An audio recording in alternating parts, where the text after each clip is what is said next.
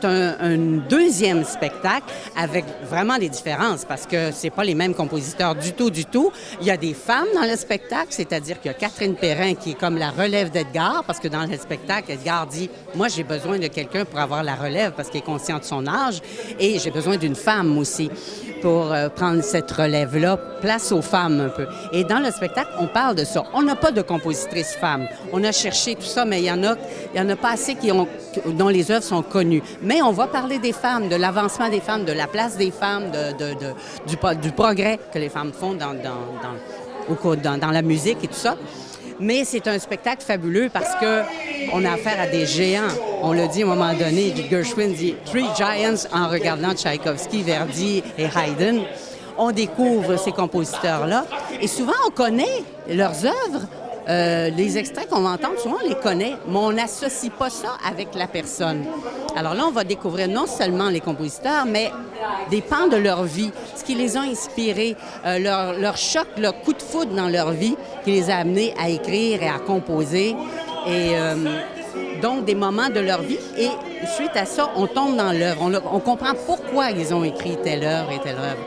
Alors, c'est des morceaux de vie, c'est de l'humour aussi, c'est de la douceur, c'est des belles scènes, de la sensibilité.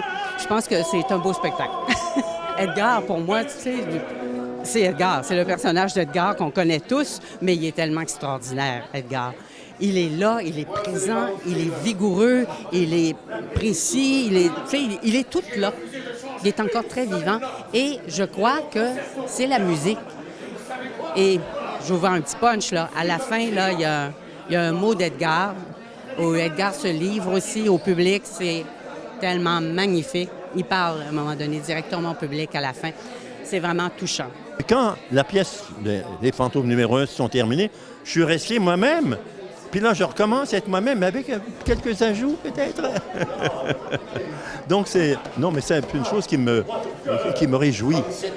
Évidemment, il y a un certain problème avec l'âge que j'atteins aussi. Alors, donc, je ne pouvais pas prendre la responsabilité de toute la pièce. C'est énormément de travail.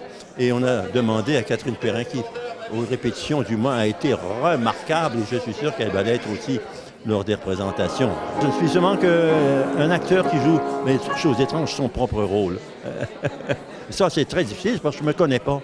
Vous ne connaissez pas encore? Mais non, j'essaie de me connaître depuis 87 ans, puis ça ne marche pas.